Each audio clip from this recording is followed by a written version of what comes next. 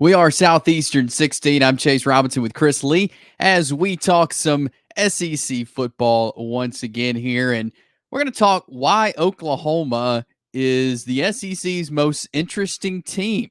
They're one of the two new teams in the SEC, so we'll break down the Sooners. But first, let's talk about Bet Online, the world's most trusted betting platform and your number one source for everything online sports betting. Right now, you can receive a 50% free bet of up to $250 on your first deposit to bet on anything from the Olympics to baseball to Formula One racing. BetOnline has every stat, every matchup, and even live odds and spreads while the games are being played.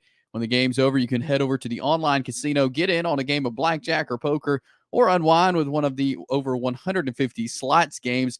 Head over to the website today to get in on the action. Use promo code BELIEVE, BLEAV, for your 50% free bet credit on your first deposit up to $250. Bet Online, the game starts here.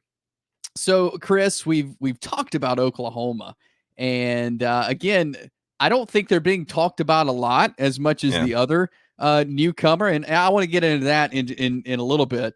But this is a very interesting team. When you look at it, we've done a schedule preview. We've done a team preview on the Oklahoma Sooners. And the more we kind of dove headfirst into their roster, into everything Oklahoma, now the schedule's tough. We'll see that as well. But the more we looked at the roster, this is a good team. And this could be a very dangerous team in year one in the SEC. You know, every year I kind of have in my head, like, if I don't care who wins or loses and just wanted to pick a team just for the heck of it, like, who is going to have maybe the most interesting season?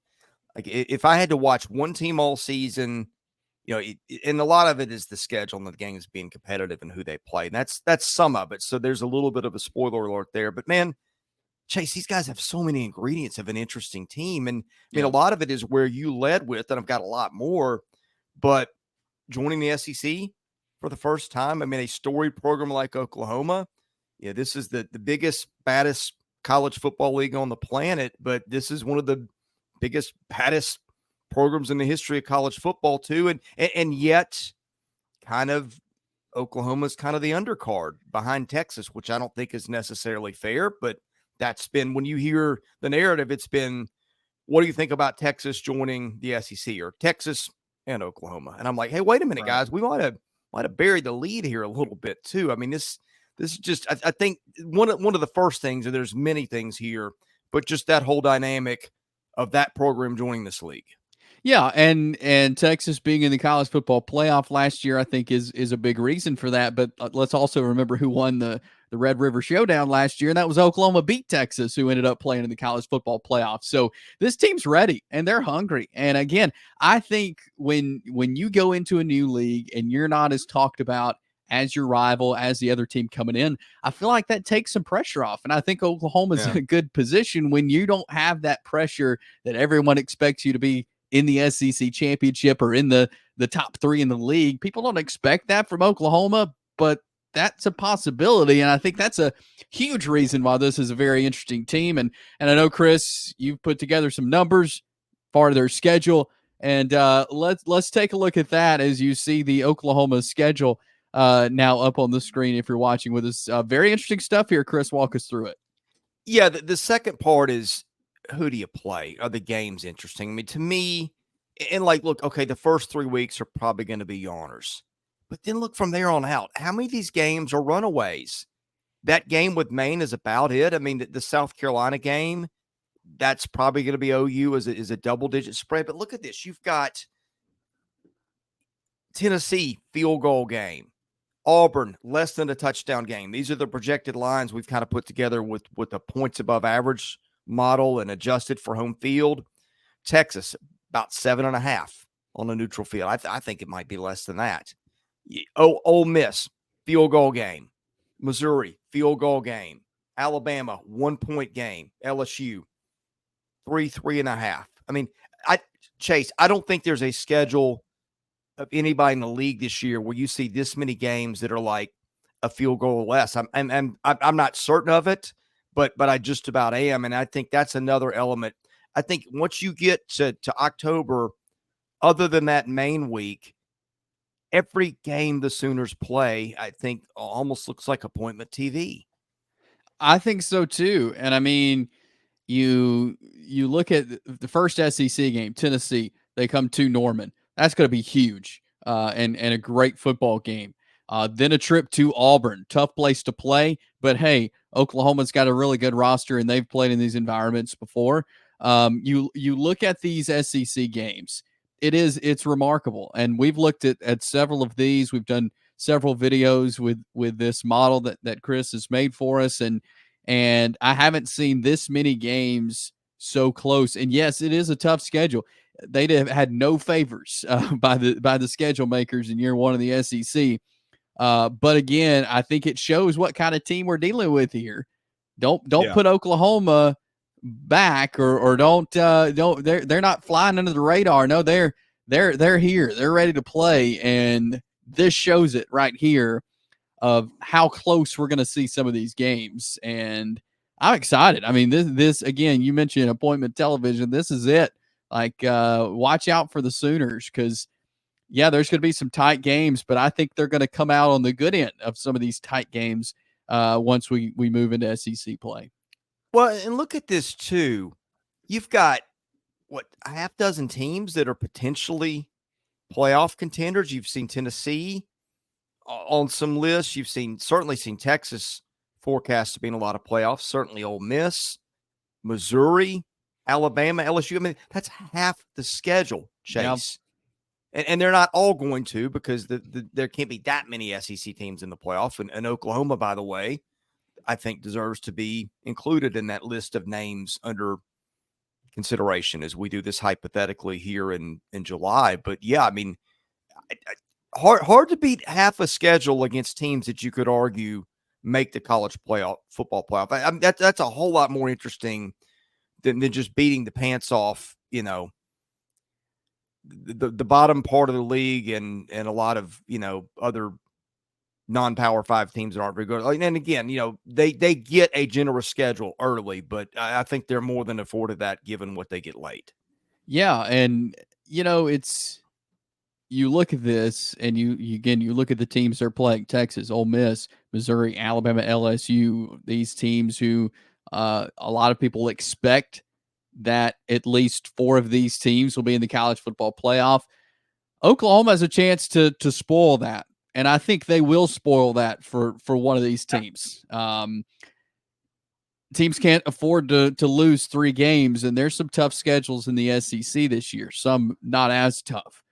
But Oklahoma is one of those teams that is going to sneak up and is going to beat some people this year. And they're going to turn some heads year one in the SEC. I can almost guarantee that. Again, because they may not be talked about as much, but that doesn't mean they're not at the caliber of top SEC teams. I think they are. Do they have some inexperience? Yes, they do.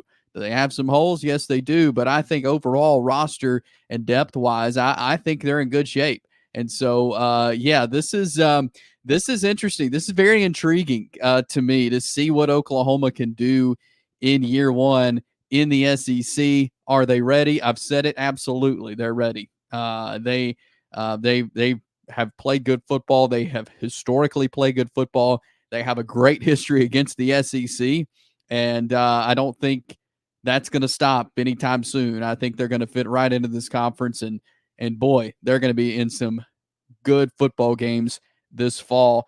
You can almost, just looking at the schedule, you can almost just like you mentioned, I mean, turn on any given Saturday and watch an Oklahoma football game, and you're going to see a really good football game.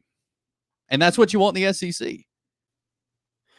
Well, Chase, the schedule model I've used, and again, this is not us. This is me taking FPI, ESPN's FPI, that is, SP Plus, and our friend Kelly Ford's model, and kind of doing points above average. But that's assuming we agree with it. I look at Oklahoma, like, I've got a case this team's a little better than it's projected to be, because you look at the roster and there's so much to like. You've got Gavin Sawchuk is going to be one of the better backs in the league right away. I think you've got a receiving core on this team with Nic Anderson, Deion, Burks, Andrel Anthony, going to be one of the better ones in this league. Got a couple of capable tight ends. And you look on the defensive side, that back seven is about as star-studded as anybody's. You got Danny Statesman as the headliner. You've got a lot of defensive backs who are maybe all SEC caliber guys. It's just in this is that you're the quarterback. You're going to need to be able to stop ace passers on the other sideline. You got Billy Bowman, who's an All-American free safety. There's a part B to this, but I just look at the talent they've got, and I'm like, man, especially in that secondary, I don't know that most people realize how much Oklahoma's got in terms of returning production and experience, and even they even bolstered that in some other ways with some guys from the portal and some guys that have been depth pieces in the past that are coming back to be depth. That when you get injuries, we all know that happens. I just think this roster, to me, you look at it now. I'm gonna get to the questions in a minute, but it's a really good one. I think this is going to be the best defense Oklahoma has had in a while, especially the best defense under Brent Venables. I think it's kind of been what they've been waiting on is that he's such a great defensive coordinator when he was at Clemson, and they've been kind of waiting on that really Brent Venables style defense, and I think they have that this year. They have the personnel to do that. They've got some dudes back there, so I certainly think this will be the best defense that Brent Venables has had at Oklahoma, and I think one of the best they've had in some time in Norman. I really do. I really like this defense. All right, there's another element I like. Chase, what is the most visible, scrutinized position in all of sports? Not just football, but any sport. Say that again. The most scrutinized position in all sports is the quarterback. Oh yeah. And what is more exciting than having a guy in Jackson Arnold who's a consensus 5-star guy, a top 10 guy, but we don't know exactly what it's going to be yet, right? We got a glimpse in the bowl game. You ran for 154 yards last year in limited time, but give me a quarterback who has got superstar potential, but we're just on the cusp of seeing it, right? Because we're not used to seeing what it looks like. And turning him loose, a dynamic guy who can run, guy who can throw, give him some weapons. To me, that is maybe the final piece. If you're just looking for an intriguing team, do they have a young, dynamic, potentially superstar quarterback? And boy, does OU, I think, have that in Jackson Arnold. Yeah, and even if he is, again, the lack of experience catches up with him, the receiving core he has is incredible. And these are guys that you put the ball up, they're going to catch it. And so I think that helps him out a lot. And I think that puts Oklahoma in a better position, even if Jackson Arnold takes some time, because I completely agree with everything you just said about him. I think he's fantastic. But if it takes him a little time, that's okay. You got a great receiving core. You got great backs. I mean, this offense is set up for him to be successful, I feel like, no matter what. And that's definitely a bonus for Oklahoma this year. Yeah, now the caveat will be they're rebuilding that offensive line. Yeah. But it does have talent. That's not the question. It's going to be how long does it take to gel, which might make it a little bit more exciting, not necessarily in a good way the time. Yeah. But man, we got a lot of variables here, Chase. There are, and that makes it, man, I'm so excited. It gets me. We're sitting here the 30th day of July, and I'm fired up for SEC football. That is for sure, because of teams like this, because of what the potential is for things to not look like what we're projecting it to look like. Yeah. I mean, we're sitting here saying, oh, these teams are going to be the top. Well, that could all change here in the next couple of months once we get play on the field. So that makes it really exciting as we approach the 2024 season. But we've got you covered with all 16 SEC teams here on Southeastern 16. So subscribe to our channel. Drop a comment, like this video. We would love to see some interaction from you, and share it with your friends. Let everybody know about Southeastern 16. Also, if you would like to sponsor our content that we have here, we would love for you to do that as well. You can email me, Chase, at southeastern14.com, or caroline.smith@southeastern14.com. And we would love to start those conversations about how we can partner together and you can sponsor our content. We got you covered SEC football here on Southeastern 16.